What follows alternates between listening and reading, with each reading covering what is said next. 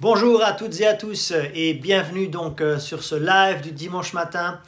Nous sommes l'église Étincelle et je suis le pasteur Philippe Boulanger et absolument ravi de pouvoir partager le ministère de la parole de Dieu avec vous tous. Que vous soyez membre de l'église, sympathisant de l'église ou alors vous nous rejoignez, soyez tous les bienvenus.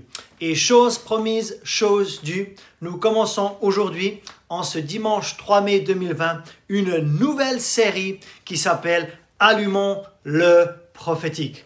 Donc, dimanche dernier, nous avons terminé la série qui s'appelle « L'Église vivante en temps de crise ». Nous avons installé les communautés de disciples, les binômes et les trinômes dans notre assemblée. Et même lorsqu'il y aura le déconfinement, nous allons continuer à garder cette unité de base de notre assemblée. Et aujourd'hui, pendant quelques semaines, je ne sais pas exactement combien de semaines, mais nous voulons développer la couleur ou la culture ou encore la dynamique prophétique dans la vie de notre congrégation.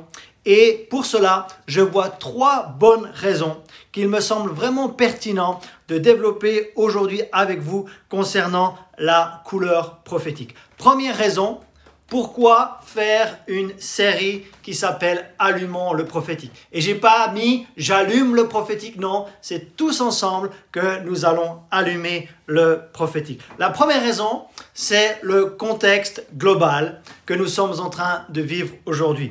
Et 1 Corinthiens chapitre 12, verset 1 nous dit « Pour ce qui concerne les dons spirituels, je ne veux pas, Paul nous dit, frères ou sœurs, que vous soyez dans l'ignorance. » Donc, en tant qu'Église du Seigneur Jésus-Christ, nous ne devrions pas être ignorants en ce qui concerne les dons spirituels. Et nous allons voir qu'une grande partie des dons spirituels, il y en a 9, une grande partie de ces dons concerne donc la dimension prophétique. Un autre verset qui nous parle de ne pas être ignorant, c'est dans 2 Corinthiens, chapitre 2, les versets 10 à 11. Donc, premièrement, Paul nous a dit, « Je ne veux pas, frères, que vous soyez dans l'ignorance en ce qui concerne les dons spirituels. » Et nous voyons un autre domaine dans lequel nous devrions développer de la connaissance et du discernement. Et je suis en 2 Corinthiens, chapitre 2, les versets 10 et 11, où il est écrit, « Or, à vous qui pardonnez, je pardonne aussi. Et ce que j'ai pardonné, si j'ai pardonné quelque chose, c'est à cause de vous en présence de Christ, afin de ne pas laisser à Satan l'avantage sur nous, car nous n'ignorons pas ses desseins. » Nous ne devrions pas ignorer ce qui concerne les dons spirituels. Deuxième chose, nous ne devrions pas ignorer les desseins du diable ou de Satan.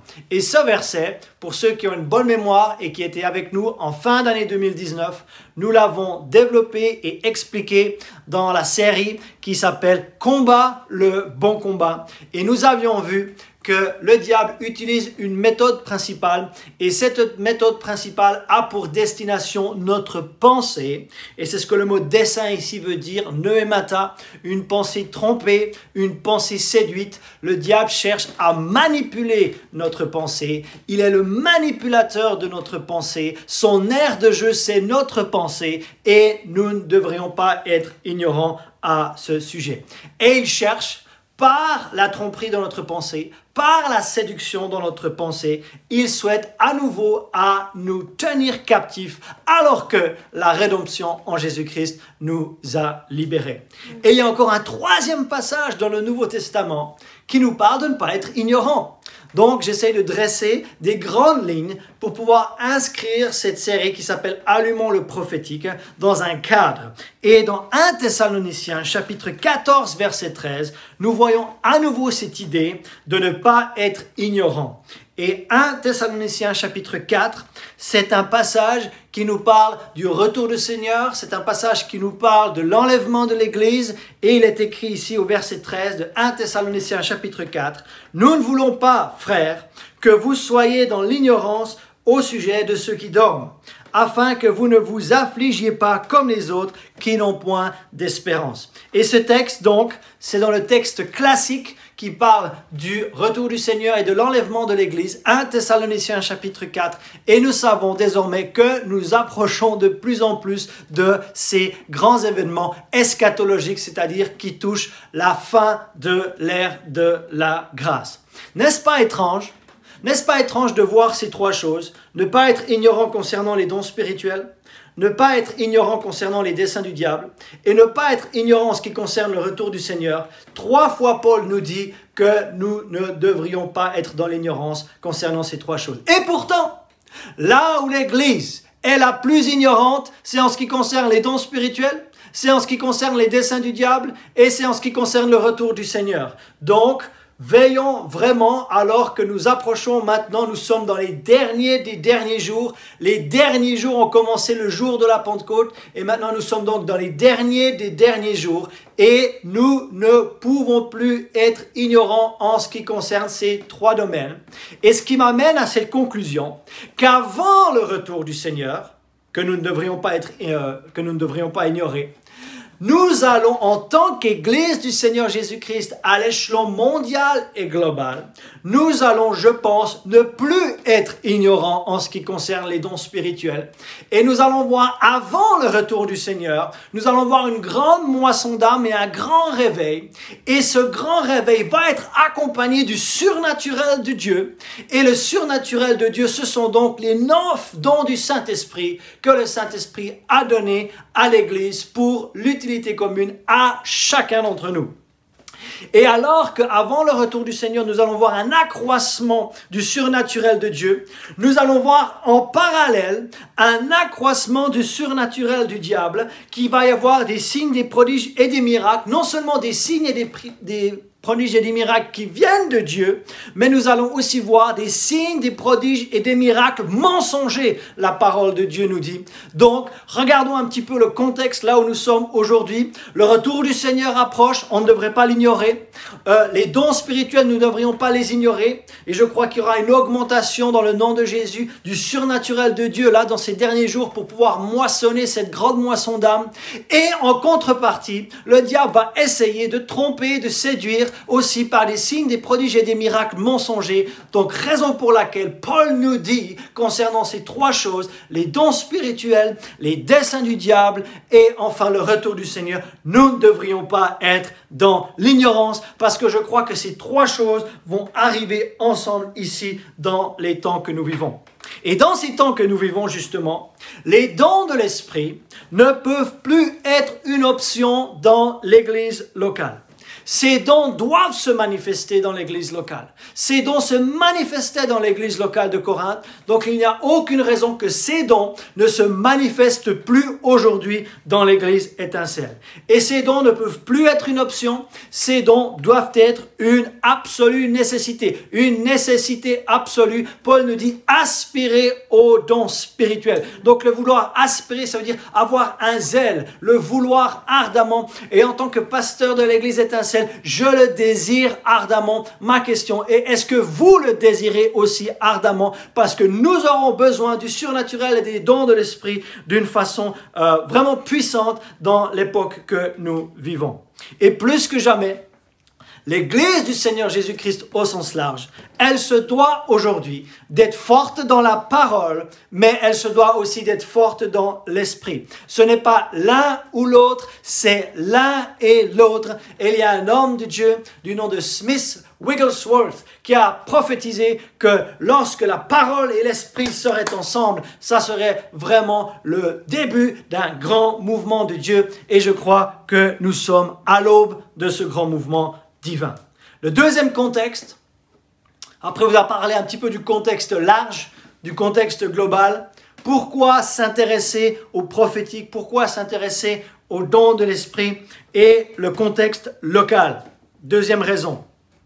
Et vous savez, pour ceux qui sont dans l'église depuis un certain temps, qu'il y a une église du Nouveau Testament qui est une source d'inspiration profonde pour nous. C'est l'église d'Antioche de Syrie. Pourquoi? Parce qu'elle avait une dynamique multiculturelle, elle avait une dynamique intergénérationnelle et elle avait aussi cette multiplication intentionnelle sous la direction du Saint-Esprit que nous avions vu donc il y a 2 dimanches en arrière.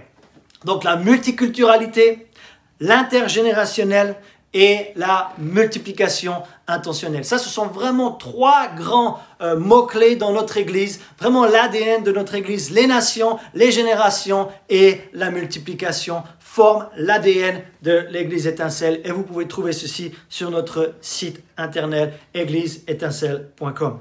Et dans cette Église d'Antioche, la couleur prophétique, elle était clairement présente. Premièrement, en Actes chapitre 11, on a vu qu'il y avait des prophètes qui étaient descendus de Jérusalem pour aller à Antioche. Et l'un de ces prophètes s'appelait Agabus. Et à ce moment, il a prophétisé qu'une famine allait arriver. Et une offrande a été levée pour vraiment secourir les frères qui habitaient à Jérusalem et dans la Judée. Donc on voit ici vraiment la dimension et la couleur prophétique lorsque les prophètes sont descendus de Jérusalem à Antioche. Et il y avait non seulement, on a le nom de l'un d'entre eux qui s'appelait donc Agabus.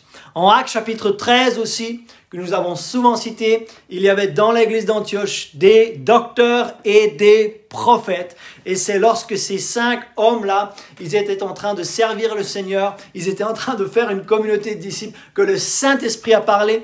Est-ce que le Saint-Esprit a parlé de façon audible ou est-ce que le Saint-Esprit a parlé par l'intermédiaire des prophètes? Ça, on ne le sait pas. Mais c'est à ce moment-là que Barnabas et Saul ont été mis à part et envoyés par le Saint-Esprit. Et nous voyons encore à Antioche, nous voyons encore cette dynamique, couleur prophétique, fibre prophétique qui est là. C'est dans Actes chapitre 15. Après donc le concile de Jérusalem, il y a 2 prophètes qui vont être envoyés à nouveau de Jérusalem à Antioche. Et ces 2 prophètes s'appelaient Jude et Silas. Donc 3 passages très clairs. Actes chapitre 11, Actes chapitre 13, Actes chapitre 15. Dans notre église modèle du Nouveau Testament, le prophétique était clairement présent. Et la 3e raison, après avoir évoqué le contexte global, après avoir évoqué le contexte local, nous avons donc mis en place, et nous avons vu ça pendant 6 semaines, les communautés de disciples, les binômes et les trinômes. Et nous voulons exprimer dans ces binômes et ces trinômes les 5 couleurs ministérielles, la couleur apostolique, la couleur prophétique, la couleur d'évangélisation, la couleur pastorale et la couleur de l'enseignement. Et aujourd'hui, et les semaines à venir ou les dimanches à venir, nous allons faire un zoom sur l'index. Nous allons faire un zoom sur la couleur prophétique. Et nous voyons ceci en 1 Corinthiens chapitre 14 verset 6. Vous savez désormais que c'est notre verset clé en ce qui concerne les communautés de disciples, le verset 26, et on va ajouter aussi le verset 31, où Paul dit à l'église de Corinthe, qui était vraiment abondante dans les dons de l'esprit, « Que faire donc, frères ? Lorsque vous vous assemblez les uns ou les autres, parmi vous ont-ils un cantique, une instruction, une révélation ?» Et là, j'ai mis en gras une langue, une interprétation, que tout se fasse pour l'édification. Car vous pouvez, combien ? Tous prophétiser successivement, afin que combien tous soient instruits et que combien tous soient exhortés. Et là, dans ces 2 versets, nous voyons clairement, parmi les 9 dons spirituels, nous voyons ce qu'on appelle les 3 dons vocaux, ou les 3 dons d'inspiration, ou les 3 dons de communication. Nous voyons donc langue, ensuite nous voyons interprétation des langues, et nous voyons aussi prophétiser, c'est-à-dire la prophétie, ou le don de prophétie. Donc ces choses-là devraient être activées dans nos communautés de disciples. Et le but pour moi consiste donc à enseigner ces choses ici le dimanche et ensuite pendant la semaine, vous aurez l'occasion d'en discuter avec votre binôme et votre trinôme et commencer à vous exercer. Vous savez quoi? Nous n'allons pas grandir dans ces choses sans exercer les dons spirituels. Et nous devons dans chaque communauté de disciples créer un havre de paix de telle sorte que nous puissions nous exercer aux dons spirituels. Et je vais vous enseigner aujourd'hui pas comment donner une parole prophétique, ça viendra plus tard, mais je vais vous enseigner comment recevoir une parole prophétique parce que c'est là que nous devons commencer. Maintenant, lorsque nous parlons des dons spirituels, des dons de l'esprit ou alors du prophétique, il faut faire attention. Il ne faut pas tomber dans 2 fossés. Il faut vraiment garder une ligne médiane, une ligne centrale. Et le premier fossé dans lequel il est possible de tomber, en ce qui concerne les dons spirituels, c'est le suivant. Premier fossé, c'est-à-dire vouloir les dons de l'esprit, mais ne pas avoir les fruits de l'esprit. Je répète ça. Vouloir, comme il est écrit, aspirant aux dons spirituels, c'est une très bonne chose de vouloir les dons de l'esprit, mais nous ne pouvons pas vouloir les dons de l'esprit sans vouloir grandir dans les fruits de l'esprit. Donc les fruits de l'esprit, c'est ce que nous lisons en Galates chapitre 5, qui concerne donc la joie, la fidélité, la bonté, la bienveillance, toutes ces choses qui sont donc les fruits de l'esprit. Donc qu'est-ce que j'aimerais dire par là? C'est que activer les dons spirituels, cela ne va jamais remplacer les disciplines spirituelles. Activer les dons spirituels ne doit jamais remplacer les disciplines spirituelles indispensables à la croissance spirituelle d'un chrétien. Je parle de quoi? Activer les dons spirituels ne doit pas remplacer le renouvellement de l'intelligence. Activer les dons spirituels ne doit pas remplacer le fait de crucifier la chair. Activer les dons spirituels ne doit pas remplacer le fait de marcher en nouveauté de vie. Pourquoi? Parce que les Corinthiens, pour en revenir à eux, et nous allons beaucoup parler des Corinthiens pendant cette série, ils avaient les dons spirituels, mais vraiment une quantité. Il n'y avait aucun don spirituel presque qui ne leur manquait. Mais malheureusement, ils avaient les dons, mais ils n'avaient pas les fruits. Donc ça veut dire que lorsqu'on coule dans les dons spirituels, ce n'est pas forcément un facteur que de maturité spirituelle. On peut être immature spirituellement et couler dans les dons de l'esprit. Pourquoi? Parce que les dons de l'esprit, comme le nom l'indique, ce sont des dons. Et le problème à Corinthe, c'est qu'ils n'avaient pas les fruits de l'esprit, mais ils avaient les dons de l'esprit et ce n'était pas autant profitable que possible. Le deuxième fossé dans lequel il ne faut pas tomber, en ce qui concerne les dons de l'esprit, les dons spirituels, le prophétique, le deuxième fossé, c'est le suivant. C'est d'avoir les fruits. C'est-à-dire, vous êtes vraiment le chrétien exemplaire. Vous savez marcher dans l'amour, vous avez la foi, vous avez la patience, vous êtes bon, etc. Vous avez les fruits de l'esprit, selon Galates chapitre 5, je crois que c'est les versets 22 et 23. Mais en revanche, vous avez les fruits, mais vous n'avez pas les dons de l'esprit. Et ça, c'est l'exemple de l'église des Thessaloniciens. Nous voyons ceci, que les Thessaloniciens, ils étaient vraiment exemplaires en ce qui concerne les fruits. Ils faisaient preuve de persévérance dans un contexte vraiment compliqué. Leur foi était un modèle pour tous les croyants de l'Achaïe. C'était vraiment une bonne église en ce qui concerne la maturité chrétienne, en ce qui concerne les fruits de l'esprit, le fait d'avoir Christ pleinement formé en eux. Mais ils étaient plutôt fermés en ce qui concerne, un peu rigide en ce qui concerne les dons spirituels. Et nous lisons ceci en 1 Thessaloniciens chapitre 5, qui est vraiment un texte important, les versets 19 à 22, où Paul leur dit « N'éteignez pas l'esprit ».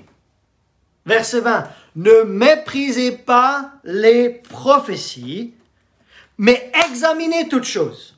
Retenez ce qui est bon, abstenez-vous de toute espèce de mal. » Donc ce texte devrait être notre trame en ce qui concerne le prophétique. Premièrement, nous voulons aspirer aux dons spirituels. Nous ne voulons pas éteindre l'Esprit de Dieu parmi nous. Mais nous voulons aussi examiner toutes choses. Voyez-vous, nous voulons aspirer aux dons spirituels, mais nous devons toujours examiner toutes choses. Avec quoi allons-nous examiner toutes choses? Avec la parole de Dieu. Et nous ne devons pas aussi oublier la marche chrétienne en nouveauté de vie. Voilà le contexte idéal pour exercer les dons venant du Saint-Esprit. Vouloir mûrir dans les fruits, avoir une marche en nouveauté de vie, rester ancré et enraciné dans la parole de Dieu pour examiner toutes choses, parce qu'une parole prophétique n'est pas l'équivalent d'une parole d'évangile. Et sur ces deux fondations, la parole de Dieu et les fruits de l'Esprit, nous voulons aussi opérer dans les dons de l'Esprit, de telle sorte que nous puissions mûrir et embrasser pleinement le plan de Dieu pour nous. Donc l'idéal, c'est ceci pour nous. Avoir la parole de Dieu, premièrement. Deuxièmement, avoir les fruits de l'Esprit. Et troisièmement, avoir les dons de l'Esprit. Et si on a la parole, les fruits et les dons, vous savez quoi? Nous allons avoir le caractère de Christ et nous allons avoir la puissance de Christ. nous allons être un disciple de Jésus accompli. Donc, on ne peut pas juste vouloir aspirer aux dons spirituels et vouloir laisser tomber la parole de Dieu et vouloir laisser tomber les disciplines spirituelles de base d'un chrétien. Non, nous voulons continuer à être forts dans la parole de Dieu. Nous voulons continuer à exercer et à vraiment mûrir dans les fruits. Et par-dessus, nous voulons aspirer aux dons spirituels. Qui veut ça avec moi? Qui veut la parole, les fruits et les dons? Dites-moi là, qui veut ça? Qui veut la parole? Qui veut les fruits et les dons? Moi, je veux les trois. Je veux les trois et vous. Maintenant, la grande idée, après avoir posé le cadre, je pense avoir bien posé le cadre ici. Non seulement pourquoi on devrait y aspirer à l'échelon mondial, pourquoi on voulait y aspirer à l'échelon local, pourquoi on veut cette couleur dans nos communautés de disciples, quels sont les deux fossés à éviter. Et maintenant, la grande idée, c'est d'abord de vouloir apprendre à recevoir une parole prophétique. Et voilà un principe qui va sauver votre vie chrétienne. C'est cette grande idée, la première grande idée de cette série. Est-ce que vous êtes prêts? Cette idée, elle dit, nous ne sommes pas conduits par les prophéties. Écoutez-moi bien, tellement important. Nous ne sommes pas conduits par les prophéties, mais par l'Esprit de Dieu. Nous ne sommes pas conduits par le prophétique, mais en tant qu'enfants de Dieu, nous sommes conduits par l'Esprit de Dieu. Et je vais expliquer ça un peu parce que c'est très important. Dans l'Ancienne Alliance, il n'était pas rare d'aller voir le prophète, qu'on appelait aussi à l'époque le voyant. Et ce qu'ils faisaient, c'est qu'ils allaient voir le voyant ou le prophète pour pouvoir demander la direction, demander le chemin. Ils allaient consulter Dieu par l'intermédiaire du voyant et ou du prophète. Et là, le prophète leur donnait donc une direction, un chemin, une ligne de conduite. Et nous voyons ceci par exemple en 1 Samuel chapitre 9 verset 6, où nous voyons Saül, qui n'était pas encore roi à ce moment-là, et son serviteur. Saül, son père, s'appelait Kis, et Kis, il avait des ânesses, et ces ânesses étaient perdues. Et Saül avait le mandat avec son serviteur d'aller retrouver les ânesses de son père, mais il ne savait pas où ces ânesses étaient.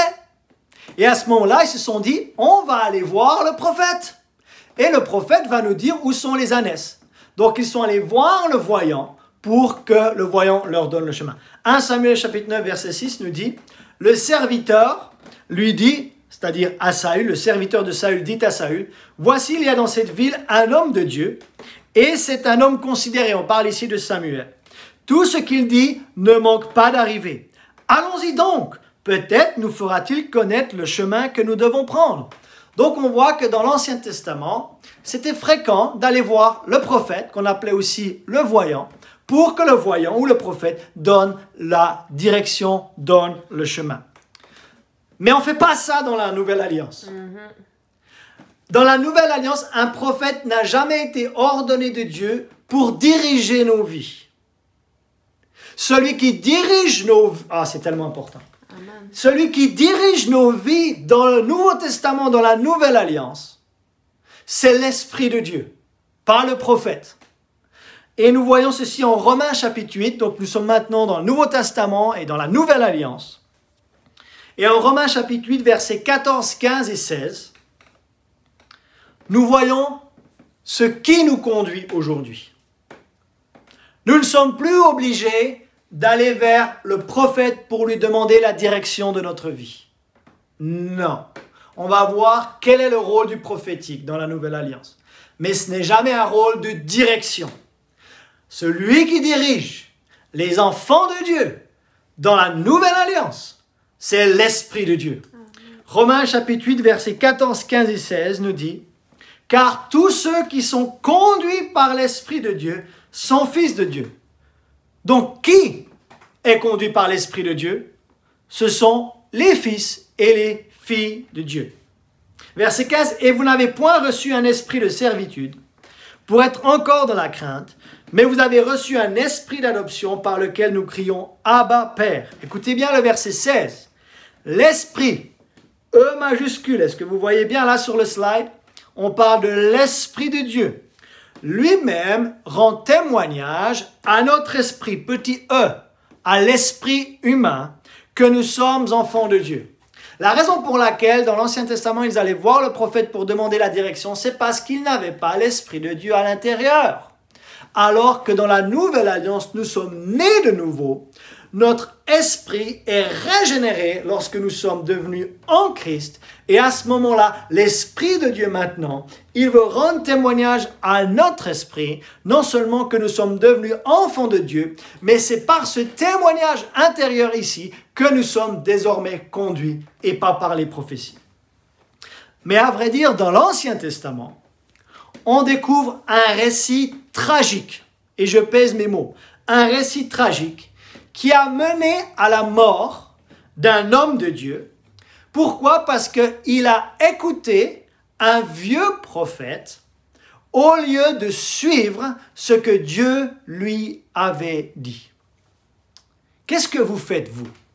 Lorsque Dieu vous dit quelque chose et une parole prophétique vous dit autre chose, qui allez-vous suivre? Et là, on va voir la conséquence lorsqu'on ne suit pas ce que Dieu nous a dit et qu'on court à droite, à gauche pour une parole prophétique parce qu'on veut être dirigé par ces paroles-là.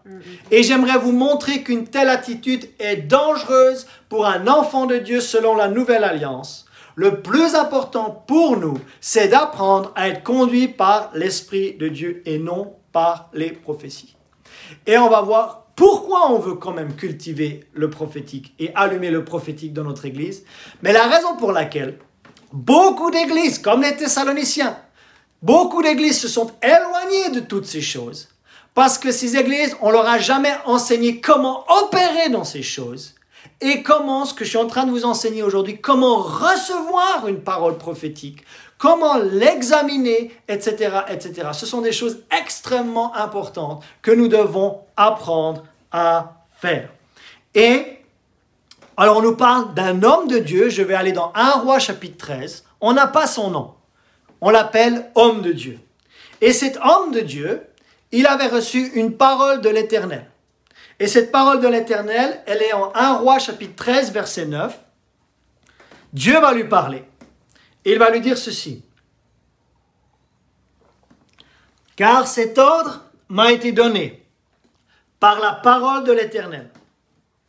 Tu ne mangeras point de pain, et tu ne boiras point d'eau, et tu ne prendras pas à ton retour le chemin par lequel tu seras allé. » Donc, pour bien comprendre le contexte ici, c'est que désormais, le royaume d'Israël, il est divisé en deux. Donc, il y a le royaume du nord, qui s'appelle donc Israël toujours, et il y a le royaume du sud, qui s'appelle donc le royaume de Juda. Le royaume de Juda, à cette époque-là, il est gouverné par Roboam. Alors que le royaume du nord, il est gouverné par Jéroboam. Et en fait, ce roi-là, Jéroboam, il avait un autel païen. Et cet homme de Dieu, il a reçu l'instruction d'aller confronter le roi d'Israël, donc le roi du Nord, et d'aller lui dire d'arrêter de pratiquer des choses avec cet autel païen et d'instituer et d'ordonner des prêtres comme ça pour des choses qui ne sont pas de Dieu. Et en fait, quand il a donné cette parole au roi, quand l'homme de Dieu a donné cette parole au roi, le roi n'était pas content et il a essayé de saisir l'homme de Dieu.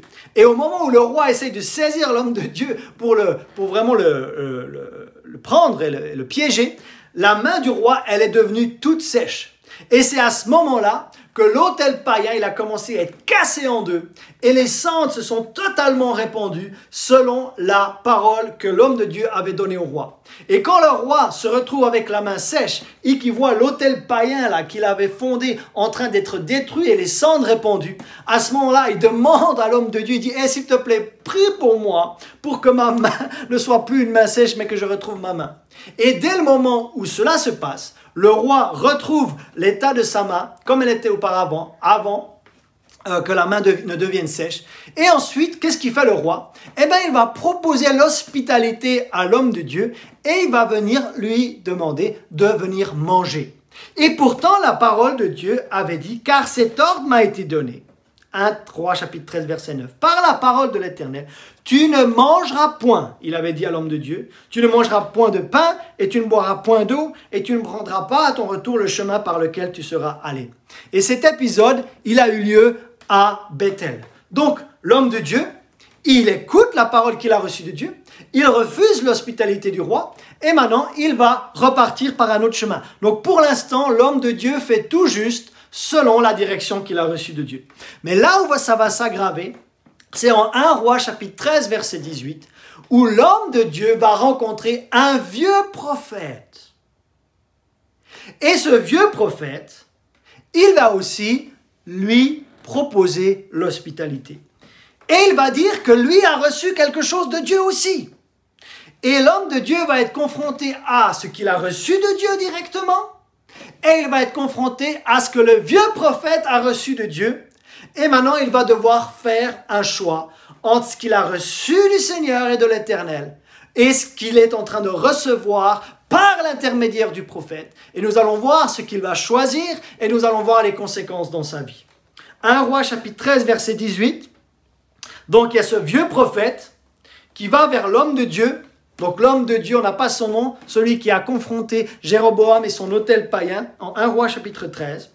Et le vieux prophète va lui dire, moi aussi je suis prophète. Ah, voyez-vous, quand vous entendez quelque chose de Dieu, quelqu'un va venir avec quelque chose comme ça. Mais moi aussi je suis prophète. Moi aussi je sais entendre de Dieu. Moi aussi je suis prophète comme toi. Attention, là il va renchérir. Et un ange m'a parlé de la part de l'Éternel. Et m'a dit, ramène-le avec toi dans ta maison et qu'il mange du pain et boive de l'eau. Il lui mentait. 1 Roi chapitre 13 verset 18. Souvenez-vous la parole que l'homme de Dieu avait reçue de l'Éternel. Tu ne mangeras point de pain et tu ne boiras pas d'eau, et tu prendras un autre chemin à ton retour après avoir confronté Jéroboam et son autel païen. Il prend effectivement l'autre chemin, mais sur ce chemin, il croise ce vieux prophète, et ce vieux prophète dit, moi aussi j'ai entendu de Dieu. Attention, j'ai même plus qu'entendu de Dieu. Un ange m'a parlé, et cet ange m'a parlé, et l'Éternel m'a dit de venir, que tu viennes chez moi. Et tu vas manger du pain et tu vas boire de l'eau. Maintenant, j'ai une question à vous poser. Là, vous êtes confronté à un choix. Suivre ce que Dieu vous a dit directement ou suivre ce que le prophète prophétise. Qu'est-ce que vous allez faire? Voyez-vous, le prophétique, écoutez-moi bien, n'est jamais un substitut pour que quelqu'un écoute Dieu à ma place. Je dois apprendre avant toute chose à entendre la voix du bon berger par moi-même, à être conduit par l'Esprit de Dieu par moi-même. C'est-à-dire, je dois laisser l'Esprit de Dieu me conduire. Je dois apprendre à écouter sa voix. Je dois apprendre à être conduit par lui. Mais ce n'est jamais le prophétique qui doit faire ça à ma place. Donc le prophétique n'est jamais une béquille pour que quelqu'un d'autre entende Dieu à ma place parce que je ne suis pas assez spirituel pour le faire.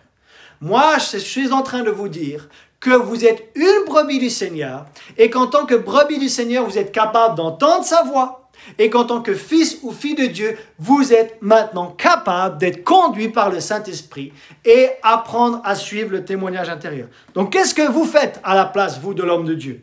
Est-ce que vous allez suivre ce que Dieu a dit ou vous allez suivre ce que le prophète, il a dit? Eh bien, pour l'instant, l'homme de Dieu, il avait fait tout juste. Il est allé à Bethel, il a confronté le roi. Ce qu'il a annoncé au roi, c'est exactement produit. Il a refusé l'hospitalité du roi. Il a pris le chemin, un autre chemin, depuis Bethel pour rentrer chez lui. Et c'est juste sur son chemin du retour que là, il va manquer quelque chose. et il va suivre la parole du vieux prophète au lieu de rester sur ce qu'il avait reçu de Dieu. Et là, je suis en 1 Roi chapitre 13, verset 24. 1 Roi chapitre 13, verset 24. On parle toujours de l'homme de Dieu. Ça aurait été plus facile d'avoir son nom, mais on n'a pas son nom. Il s'en alla. Et il fut rencontré dans le chemin par un lion qui le tua. Son cadavre était étendu dans le chemin. L'âne resta près de lui. Et le lion se tint à côté du cadavre. 1 Roi, chapitre 13, verset 24. Ce que j'aimerais vous dire, en citant cette histoire que vous pouvez lire en 1 Roi, chapitre 13, c'est que quand vous avez quelque chose que vous avez directement reçu de Dieu, et que ce que vous avez reçu de Dieu est contredit par le prophétique, il vous faut toujours suivre ce que vous avez reçu de Dieu. Pourquoi? Parce que sinon, comme l'homme de Dieu dans 1 Roi chapitre 13, au lieu de suivre ce qu'il avait reçu de Dieu, il a voulu suivre le prophétique. Et lorsqu'il a suivi le prophétique, il s'est fait dévorer par un lion. Et ce qui se passe aujourd'hui, nous savons selon 1 Pierre chapitre 5, c'est que le diable, il rôde. Il est comme un lion rugissant et il cherche à dévorer. Et il cherche à dévorer, écoutez-moi bien, tous ceux qui veulent absolument du prophétique aux dépens de leur écoute personnelle de Dieu.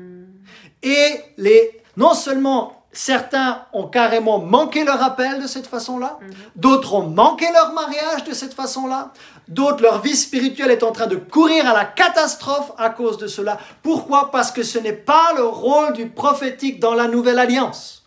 Aucun prophète, et je respecte et j'aime le ministère de prophète, mais aucun prophète dans la Nouvelle Alliance n'a reçu l'onction de donner la direction à quelqu'un d'autre. C'est l'Esprit de Dieu qui dirige les enfants de Dieu. Laissez-moi vous donner un exemple concret. Il y a quelques mois, je rencontre une dame d'un certain âge et cette dame commence à s'ouvrir. Et elle commence à me dire que sa vie, elle ne va pas bien, que sa vie finalement, elle n'est pas du tout là où elle est censée être et qu'il y a 20 ou 30 ans, écoutez bien, 20 ou 30 ans en arrière, une soi-disant prophétesse avait annoncé quelque chose sur sa vie. Et en fait, ce qui a été annoncé, selon les mots de cette femme, ça l'a carrément détruite. Et 20 ou 30 ans plus tard, c'est comme si elle ne s'en était toujours pas remise. Waouh! Quelle tristesse! Quelle tristesse de savoir qu'une parole d'une soi-disant prophétesse a toujours un impact 20 ou 30 ans plus tard. Et c'est pour ça qu'aujourd'hui, certaines églises se sont soit totalement fermées au prophétique, ou certaines personnes, par une mauvaise utilisation du prophétique, ils ne veulent pas s'ouvrir au prophétique. Pourquoi? Parce qu'ils ont eu une mauvaise expérience avec le prophétique et on ne leur a jamais enseigné comment opérer dans le prophétique. Voyez-vous, ce n'est pas parce que nous aspirons au prophétique, comme je disais tout à l'heure, nous devons rester fermement ancrés et enracinés dans la parole de Dieu. Et nous devons rester fermement et enracinés et fondés donc, dans vouloir développer le caractère de Christ, renouveler son intelligence, crucifier la chair, vouloir marcher en nouveauté de vie. Toutes ces choses, le prophétique ne remplace pas ces choses. Mais nous voulons par-dessus ces choses, vouloir une couleur et allumer le prophétique de notre Église. Parce que s'il y a toujours le ministère de prophète aujourd'hui, en Ephésiens chapitre 4, verset 11, si Dieu a donné ce ministère, si beaucoup des dons spirituels sont de nature prophétique par excellence, c'est que le prophétique a toute sa place dans la Nouvelle Alliance. Mais simplement, il faut apprendre à opérer et connaître les règles de base. D'accord? C'est comme si on donne à un enfant un carré de sable et on lui dit maintenant à l'intérieur de ce carré de sable tu peux jouer mais pas à l'extérieur. Et mon but aujourd'hui c'est de donner un cadre et de vous dire déjà comment apprendre à recevoir une parole prophétique. Et si cette parole prophétique, elle contredit votre témoignage intérieur, ce que je suis en train de vous dire et de vous enseigner de tout mon cœur, c'est de toujours suivre votre témoignage intérieur si la parole prophétique contredit ce dernier. Vous m'avez entendu? Ce principe-là va sauver votre vie chrétienne. Ce principe-là va sauver votre vie spirituelle. Je vais le répéter, ce principe.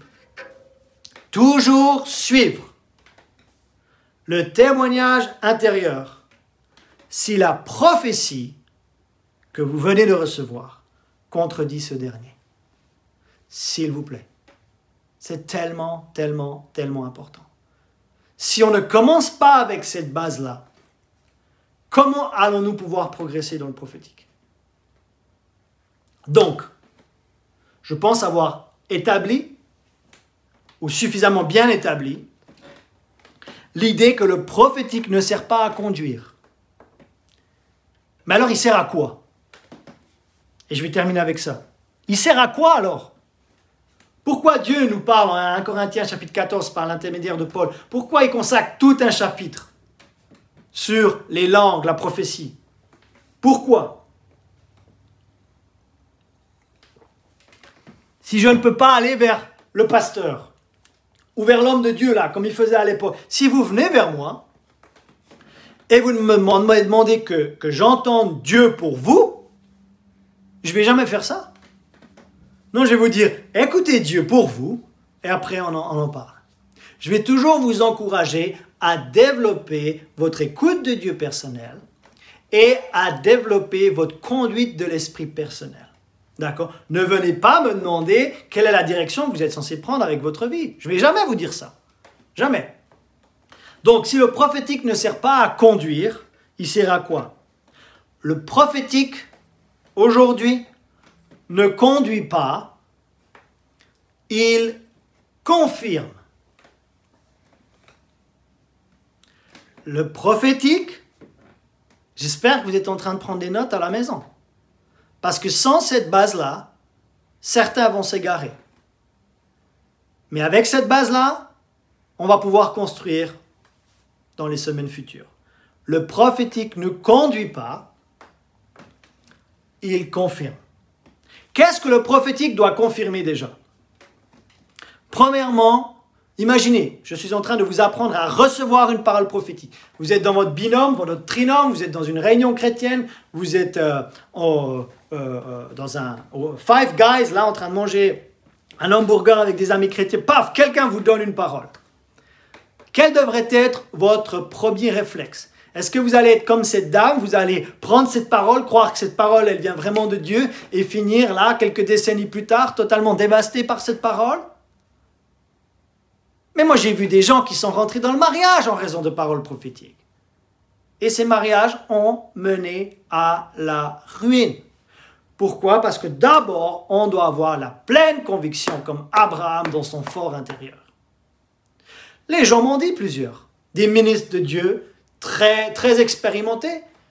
Ils ont dit, mais Rebecca, est-ce que ton mari il sait qu'il est appelé au ministère? Les gens disaient, mais les gens pouvaient dire tout ce qu'ils voulaient, même après 20 ou 30 ans d'années d'expérience dans le ministère. Mais ce qui compte finalement, c'est que moi, j'ai cette conviction d'être appelé au ministère. Parce que quand ça va être difficile dans le plan de Dieu pour moi, si je n'ai pas cette conviction intérieure que j'ai reçue par moi-même de Dieu, ce ne sont pas les paroles des autres qui vont me faire tenir. C'est ce que j'ai reçu de Dieu qui va me faire tenir. Et gloire à Dieu parce que j'ai reçu cette confirmation et cette conviction qu'il y avait un appel de Dieu pour le ministère dans ma vie. Et toutes ces paroles, finalement, ont été des confirmations de la part de mes futurs pères, P-A-I-R-S. Donc, qu'est-ce que le prophétique doit confirmer? Premièrement, quand vous recevez une parole prophétique, votre premier réflexe, je sais que c'est basique, mais nous avons beaucoup de nouvelles personnes dans l'Église, et il y a des personnes qui nous regardent et peut-être qui ne connaissent pas notre Église. Donc, quand vous recevez une parole prophétique, d'abord, cette parole doit confirmer la parole de Dieu. Il n'y a aucune parole prophétique qui est plus sûre que la parole écrite de Dieu. Le plus haut niveau prophétique, il est dans votre Bible. Il n'y a pas plus haut niveau prophétique. Même le meilleur prophète du 21e siècle, sa parole n'est pas au-dessus de cette parole. Non, le plus haut niveau prophétique, il est ici dans votre Bible. Donc, raison pour laquelle le premier réflexe, vu que le prophétique ne conduit pas mais il confirme, ça devrait être « Qu'est-ce qu'en dit ma Bible ?» Donc, ça veut dire qu'il faut connaître sa Bible, Amen. Ça veut dire qu'il faut la lire. Et quand je reçois une parole prophétique, c'est est-ce que ça colle avec la parole écrite de Dieu? Pourquoi? Parce que le prophétique, c'est quelque chose d'inspiré de l'esprit. Et nous devons établir une autre règle fondamentale, c'est que la parole écrite de Dieu et l'Esprit de Dieu ou le Saint-Esprit sont toujours en accord. Ou en d'autres termes, la parole écrite de Dieu et le Saint-Esprit ne sont jamais en désaccord. Donc quelque chose qui est vraiment inspiré de l'Esprit de Dieu ne peut pas venir contredire la parole écrite. Vu que la parole écrite, elle est inspirée par le Saint-Esprit. Donc, quand vous recevez une parole prophétique, avant de courir avec cette parole, votre premier réflexe devrait être « Qu'en dit la parole écrite ?» Qu'en dit ma Bible? Donc ça, c'est le premier niveau de confirmation que vous devez éprouver. Comme je l'ai dit, et je pense parler plus longuement dimanche prochain là-dessus, c'est qu'une parole prophétique, elle n'est pas une parole d'évangile. Ça veut dire qu'elle doit être éprouvée. Mais si l'homme de Dieu avait éprouvé la parole du vieux prophète, selon ce que lui avait reçu, eh bien, il n'aurait pas été dévoré par un lion. D'accord? Et aujourd'hui, certains se font dévorer spirituellement parce qu'ils courent après le prophétique au lieu de prendre le temps d'aller dans leur chambre, de fermer la porte et de chercher leur Père Céleste là, dans le secret. Et vous savez quoi? Quand vous allez chercher votre Père Céleste dans le secret, il va vous dire quelque chose que vous allez noter dans votre journal de prière. Et tout d'un coup, là, quelques jours plus tard, ou le dimanche qui suit, le pasteur va prêcher quelque chose et badaboum boum boum. Super, ça confirme ce que j'ai reçu de Dieu. Et là, vous pouvez crier Alléluia, parce que ça, c'est le but de l'opération prophétique dans la Nouvelle Alliance. Donc, deuxième chose que le prophétique doit confirmer, et ça, je pense que nous l'avons bien développé aujourd'hui, non seulement le prophétique confirme la parole écrite de Dieu, et deuxièmement, le prophétique confirme le témoignage intérieur. Donc, je l'ai dit plusieurs fois, mais je le répète, un prophète du Nouveau Testament, il n'a pas reçu le pouvoir de diriger nos vies. D'accord? Non, c'est Jésus qui dirige nos vies par le Saint-Esprit. Et aucune parole prophétique n'est censée donner la direction à notre existence. D'accord? Nous marchons à la lumière de la parole de Dieu et sous la conduite du Saint-Esprit. Ok? Et je me suis retrouvé dans plusieurs situations, certaines fois des situations où j'avais reçu des choses de Dieu pendant une retraite spirituelle, et plusieurs ministères au fil des mois qui ont suivi, de personnes qui ne s'étaient pas concertées, qui avaient vraiment des fibres prophétiques, et qui sont venues exactement confirmer à 3 ou 4 reprises quelque chose que j'avais reçu personnellement de Dieu. Ça, c'est la bonne opération du prophétique. Mais une fois, je me suis retrouvé en face de quelqu'un, et il y avait un projet de partenariat ensemble, mais il me partageait des choses. Alors, ce n'était pas forcément prophétique ce qui était en train d'être dit, mais beaucoup de choses qui étaient partagées, ça ne résonnait pas dans mon témoignage intérieur. Il y a quelque chose qui n'allait pas ici, et j'avais les versets qui commençaient à me venir pour contredire ce qui était en train d'être échangé. Donc, à ce moment-là, il vous faut toujours suivre votre témoignage intérieur, et vous ne serez point égaré spirituellement. Waouh! Est-ce que vous avez appris quelque chose? Pour les nouvelles personnes, ça vous donne des bases. Maintenant, si vous êtes plus mûr dans le Seigneur, peut-être vous avez déjà entendu quelque chose comme ça. Mais vous savez quoi? Si vous avez déjà entendu quelque chose comme ça fait extrêmement et beaucoup de bien de réécouter ces choses et de se rafraîchir dans ces choses pour pouvoir aller plus loin. Donc, maintenant je vais opérer dans le prophétique. je vais donner quelques paroles et ce que j'aimerais ou ce que j'attends de vous, c'est d'éprouver. D'accord? C'est pas parce que je suis le pasteur de l'église que ce que je vais donner, d'accord, va être 100% exact. Je vais me laisser conduire. On parle ici de don d'inspiration. Je vais me laisser inspirer par l'Esprit de Dieu. Mais ce que j'attends de vous, c'est que vous allez éprouver ce qui est en train d'être dit si vous recevez une parole personnelle. Donc, la parole, elle va être biblique parce que, vous savez quoi? Vous pouvez, une des meilleures façons de prophétiser, donc là je bascule plutôt dans comment donner une parole prophétique, mais une des meilleures façons de couler dans le don de prophétie, c'est d'avoir un verset pour quelqu'un. Ok? Et là, j'ai un verset pour quelqu'un. Et ce que j'attends de cette personne, c'est que ce que je vais dire doit être examiné par cette personne. Ce verset, ça fait peut-être 10 jours ou 2 semaines que je l'ai pour cette personne. D'accord? Ce n'est pas quelque chose que j'ai reçu juste là maintenant. C'est quelque chose que j'ai reçu depuis un moment. Mais je me suis dit, je vais attendre le moment de parler du prophétique pour pouvoir non seulement délivrer cette parole à cette personne, mais aussi démontrer comment recevoir une parole prophétique et comment donner une parole prophétique. D'accord? Donc le don de prophétie ne prédit pas forcément l'avenir. Ça, c'est plutôt une parole de sagesse. D'accord? Mais le don de prophétie, certaines fois, dans une définition simple, est simplement une amplification de la parole écrite de Dieu. Donc maintenant, j'ai un verset qui vient directement de la parole écrite de Dieu. Donc le filtre ou le test ou l'examen de la parole, ben là, il est déjà fait. Mais maintenant, la personne qui va recevoir cette parole, elle va devoir examiner dans son fort intérieur si ça correspond à quelque chose. Donc la parole, elle est dans Ésaïe chapitre 58, verset 12. Et je vais la lire parce qu'elle n'est pas dans le programme là. Ésaïe chapitre 58, verset 12. Et cette parole-là, elle est pour quelqu'un que j'apprécie beaucoup dans l'assemblée. Elle est pour Fred. D'accord? Donc maintenant, je vais lire ce texte.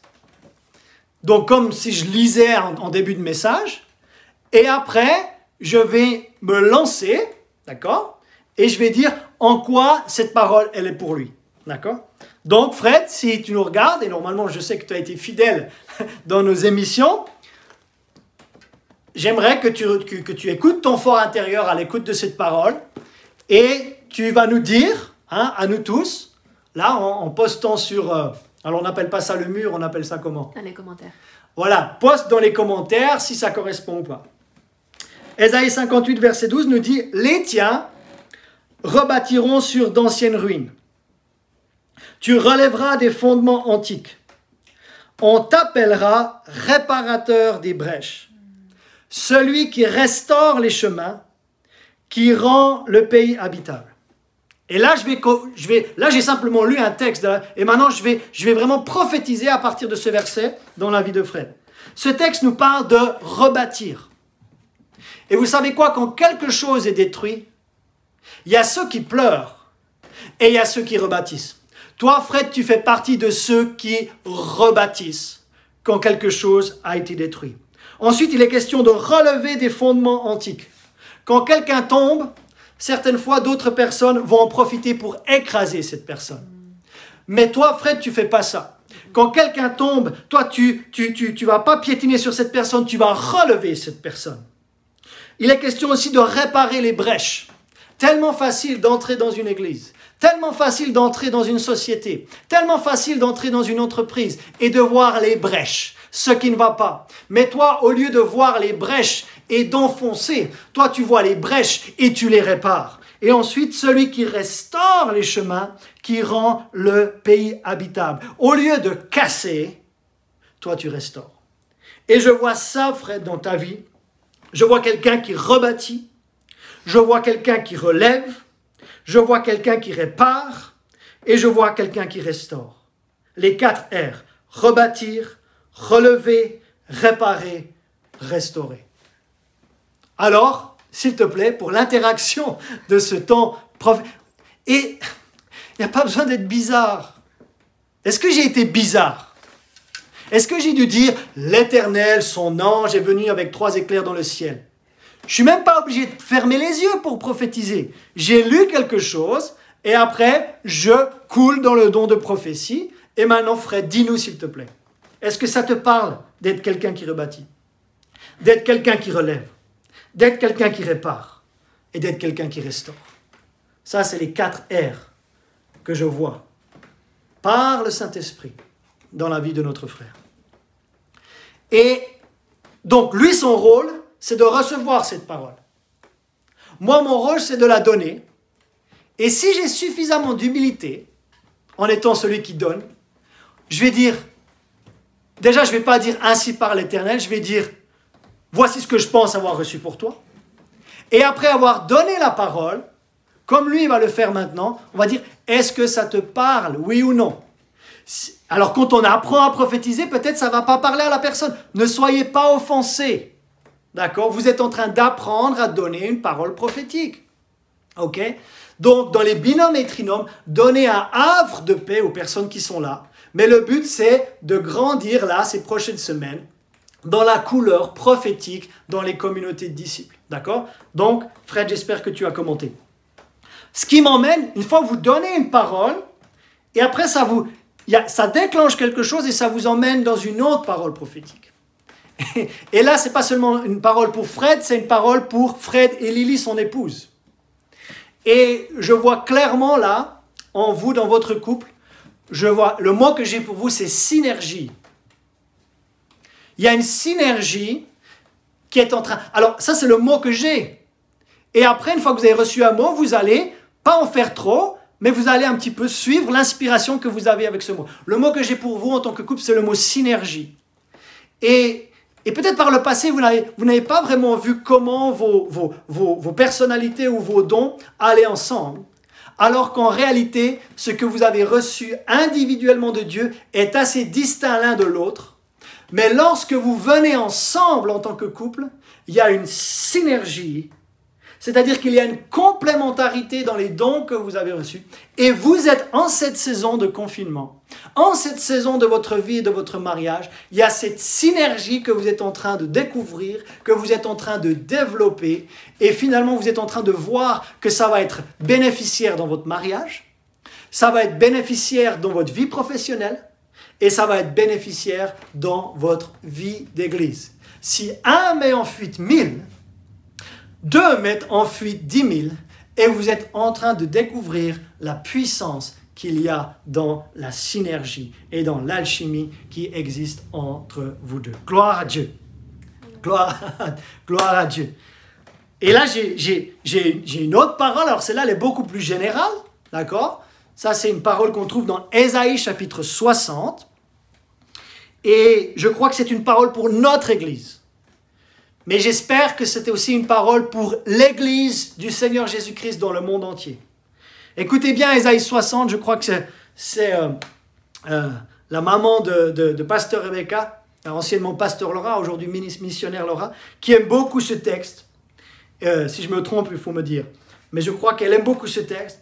Et ce texte dit, « Lève-toi, sois éclairé. Ne sommes-nous pas l'Église étincelle? Car ta lumière arrive.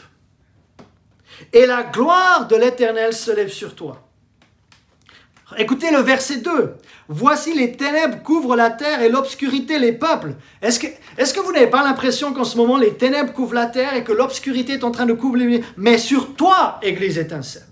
Et j'ai envie de dire, sur toi, Église du Seigneur Jésus-Christ, l'Éternel se lève, sur toi sa gloire apparaît.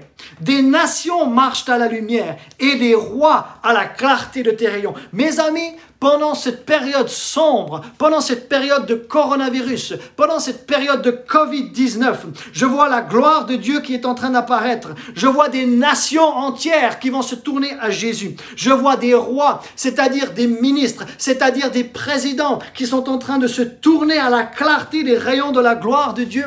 Mais je crois aussi que là où l'époque est sombre, là où l'histoire a été la plus sombre, c'est là aussi où l'Église a su le mieux briller et le mieux veut rayonner. Et je crois que c'est l'heure pour nous en tant qu'Église étincelle, que c'est l'heure pour nous en tant qu'Église du Seigneur Jésus-Christ dans toutes les nations, de briller comme jamais auparavant. Et je sens que nous sommes dans les balbutiements. Je sens que nous sommes là, il y a quelque chose qui est en gestation dans l'Église du Seigneur Jésus-Christ. Je sens qu'il y a tout ce corps. Là, il y a un homme du nom de Tommy Hicks qui a prophétisé que c'est le réveil d'un géant. Et ce géant, c'est l'Église du Seigneur Jésus-Christ. Et on est plusieurs à sentir en tant que serviteurs de Dieu que c'est le moment que ce géant il est en train de se lever. Et vous savez, pour ceux qui connaissent un petit peu le ministère que Dieu m'a confié, j'ai vraiment ce désir de voir tout le corps qui est en train de se lever. Et on est en train de le voir dans notre Église avec les communautés de disciples où c'est le corps qui est en train de se mettre en action. Mais je crois que le corps de Christ au sens large et au sens global, il est en train de se lever. Et il est en train de se lever non seulement dans la parole, mais aussi dans la puissance du Saint-Esprit. Parce qu'il va falloir la parole et l'Esprit de Dieu avant le retour du Seigneur. Waouh! Ah, vous voyez, dès que vous pouvez partir d'un verset et ensuite vous pouvez commencer à être inspiré et à couler. Et là, j'ai plutôt une image maintenant qui me vient. Et cette image, c'est Rassou. Rassou, donc, qui est aussi une sœur de notre Église. Et là, si vous recevez par exemple une image pour quelqu'un, à ce moment-là, commencez déjà à décrire l'image. Et une fois que vous décrivez l'image, eh bien, vous continuez un petit peu on appelle ça des dons d'inspiration, et vous dites, voilà, je pense que ça veut dire, et ça fait plusieurs jours que je vois donc notre sœur Rassou vraiment les cheveux au vent. Tu vois, un petit peu comme quelqu'un qui prend du vent frais dans le visage, quelqu'un qui est en train d'apprécier un petit peu l'endroit où elle est, et je vois que Rassou, tu es en train d'avoir tes cheveux au vent, et on sait que dans Jean chapitre 3, il est question du vent. Et c'est le vent de l'esprit. Et moi, je vois que Rassou, tu es en train de grandir dans les choses de l'esprit. Tu es en train de grandir donc dans la conduite de l'esprit de Dieu. Mais il y a aussi une croissance donc, dans les dons de l'esprit là, qui arrivent dans ta vie. Peut-être que je me trompe, mais je pense que tu es une femme qui aime la prière. Et tu n'es pas une femme qui aime forcément être devant tout le monde, mais tu es une femme qui pratique ce verset. Tu entres dans ta chambre, tu fermes ta porte et tu cherches Dieu là, ton Père dans le secret. Et tu es en train de grandir en intimité avec ton Père céleste. Et de cette intimité, il va y avoir vraiment un vent frais qui arrive dans ta vie et qui va te propulser vraiment et qui va te faire en sorte que tu vas être davantage conduite par le Saint-Esprit dans les étapes et dans les mois là qui vont arriver. Mais merci Seigneur aussi pour ce vent frais que tu ouvres tes voiles. Je vois que tu es réceptive aux choses de Dieu.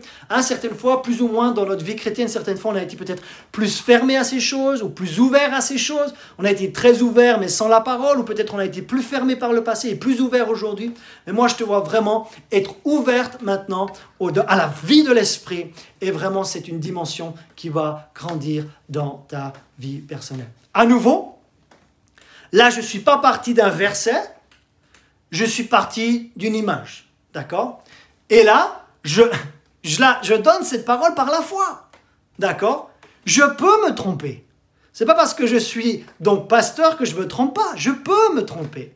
Et c'est pour ça que je dois avoir l'humilité, pas forcément de dire ainsi par l'Éternel, mais de dire voilà l'image que j'ai, voilà l'interprétation que je pense qui est juste, et ensuite aller vers la personne et dire est-ce que ça te parle? Écoute, si ça ne te parle pas, ne considère pas trop ce que j'ai partagé avec toi. Mais si ça te parle, est-ce que ça confirme quelque chose en toi? Est-ce que ça confirme quelque chose que tu aurais déjà reçu donc, dans ton temps personnel avec Dieu? Est-ce que oui? Est-ce que non? Etc. etc. Donc voilà. Comment recevoir une parole prophétique?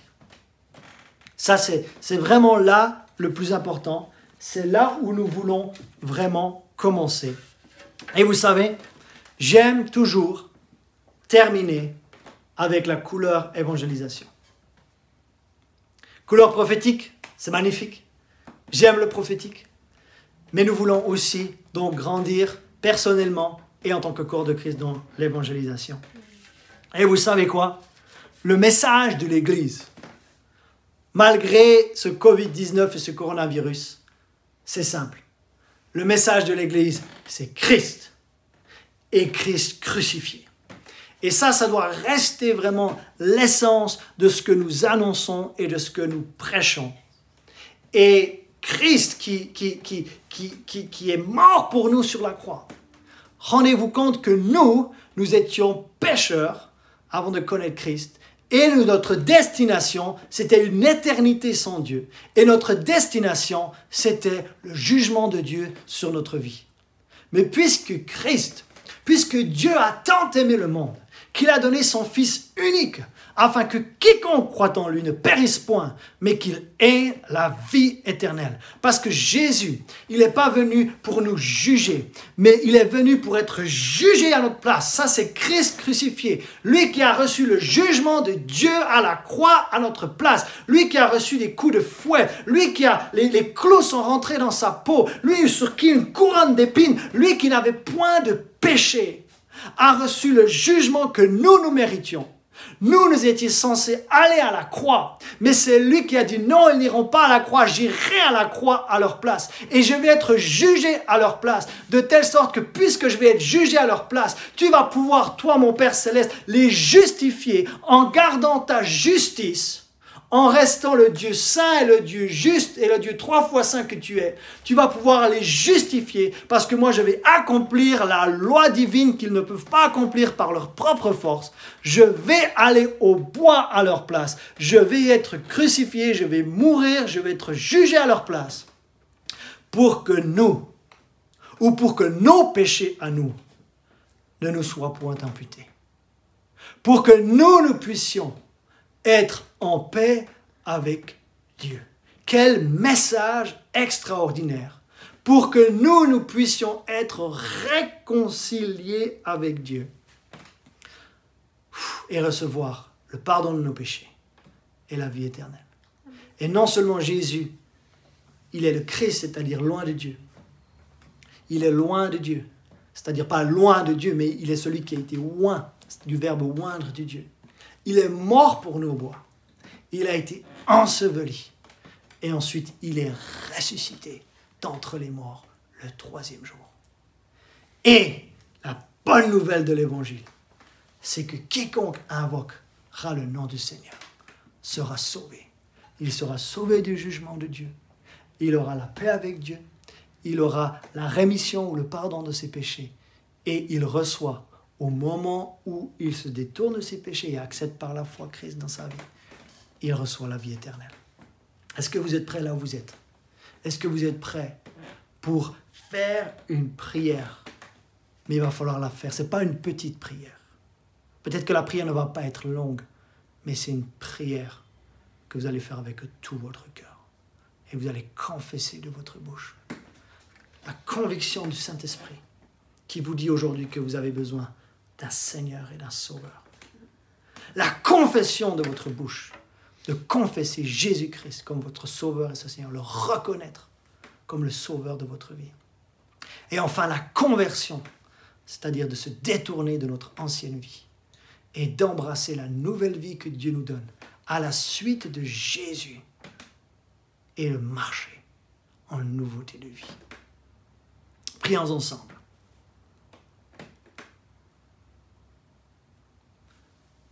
Seigneur Jésus, je crois que tu es le Christ. Je crois que tu es le Christ. Celui que Dieu a envoyé pour moi. Celui que Dieu a envoyé pour moi. Mourir sur la croix. Mourir sur la croix. Être jugé à ma place. Être jugé à ma place. Et par ses meurtrissures. Par ses meurtrissures. Je suis non seulement sauvé. Je suis non seulement sauvé. Mais je peux également être guéri. Mais je peux également être guéri. De mes maladies. De mes maladies. En plus. En plus. Tu as été enseveli. Tu as été enseveli.